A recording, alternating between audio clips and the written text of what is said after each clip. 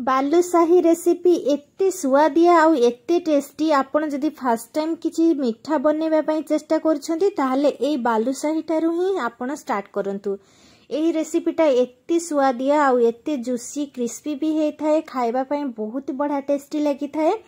तेणु चलंतु एटा बनैबा स्टार्ट करिबा। फर्स्ट थर आपण जदि एई वीडियोटा देखिबे ताले गोटे थर रे ही आपण बनै परफेक्ट मिठा बनै कि रेडी करि परिबे।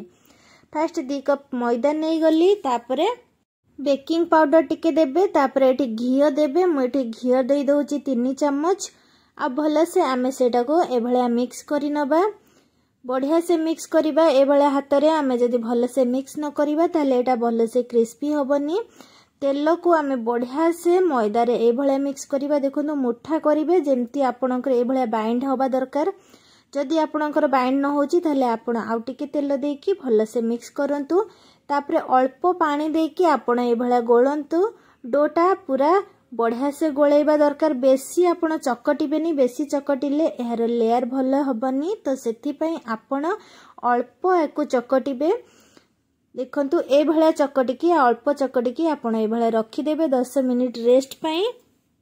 10 मिनिट रेस्ट पई ताकू छाड़ी देला परे आमे एठी किछि कप गोटे मेजरिंग कप नेबे कि बेसी गोटे गिना नेबे। तो सेथिरे मु 2 गिना चीनी नै जाउची आ गोटे गिना पानी। मेजरिंग कप रे आपण निश्चय मेजरिंग करिकि नियंतु, सिराटा आपणकर परफेक्ट बनिबो।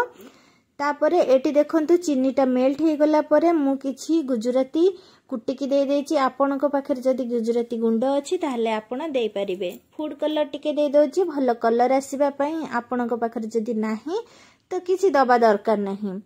तो एटा बहुत बढ़िया कलर आसी जाइछि आउ भल से फुटी जाइछि। आपण याकू 10 मिनिट पर्यंत फुटेई परिबे। फुटेई कि भल से हमकु गोटे तार सिरा दरकार। ए भले देखंतु फुटी जाइछि भल से सिराटा। तो आमे एथिरे एबे चेक करिबा। देखंतु हमकु ए भले ही सिरा दरकार, गोटे तार वाला सिरा। बेसी आपण पतला की गाढ़ा करिबेनी, ए भले परफेक्ट सिरा ही हमर दरकार। एबे सिरा हमर रेडी हे जाइछि। एबे देखंतु 10 मिनिट रेस्ट होला परे आमे ए मैदा को आउ टिके हाथ रे भले टिके गोळेई नबा। एबे हाथ रे छोटो छोटो गुळा ए भले नियंतु आ मझी रे आपण ए भले आपण टिके होल करि दियंतु। बालुशाही रो एई भले ही सेप रहिबा दरकार। एमती ही बालुशाही बना जाए। गोटे बनी नेला परे आउ गोटे बनी की देखुची हाथ रे आपण एमती गोटे गुळा नियंतु। तापरे ए भले मझी रे आपण गोटे होल करि दियंतु। बाकी सब बालुशाही मु बने के एठी रेडी करि नै जाइछि। चलंतु एबे जिबा नेक्स्ट प्रोसेस रे। ए भले ही बालुशाही दरकार।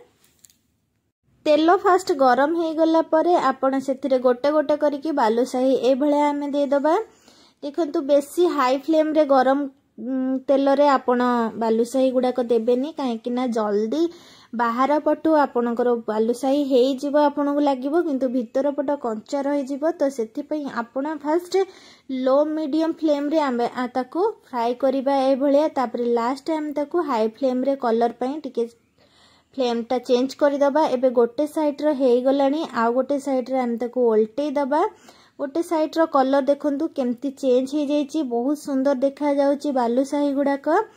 तो आमे एटा एबे परफेक्ट हेई गलानी। मु ताकू आउ टिके अल्प लो टू मीडियम फ्लेम रे मु ताकू आउ भीतर जदी कंचा रहि जाय थाए तो मु सेथि पई मु ताकू एमती टिके पलटेई किरी आउ टिके फ्राई करि नेबी। ए भलिया आपण ताकू उल्टे उल्टे की भल से फ्राई करिवे, भीतर कंचा रहिबा पई देबेनी। आपण जेते आपण ताकू लो टू मीडियम फ्लेम रे आपण ताकू फ्राई करिवे सेटा एते क्रिस्पी होबो आ बढ़िया से टेस्टी लागिवो। तो एटा हे जाइछि बालुशाहीटा। तो मु एथिरे काढी नउची, तेलरु छाणी नबा आमे सब बालुशाही। देखन एतिर केते सुंदर कलर आसीछि बालुशाही गुडाक। एबे मु एथिरे सिरा जो आमे फास्ट बनेइथिले एटा टिके गरम रहिबा दरकार, हल्का गरम रहिथिबा दरकार।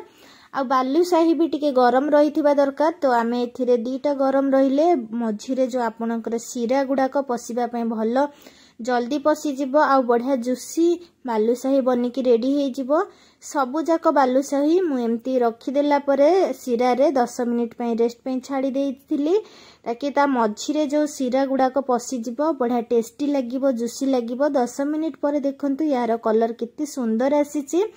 मो वीडियोटा भल लगी लाइक शेयर आउ सब्सक्राइब करंतु। Thank you.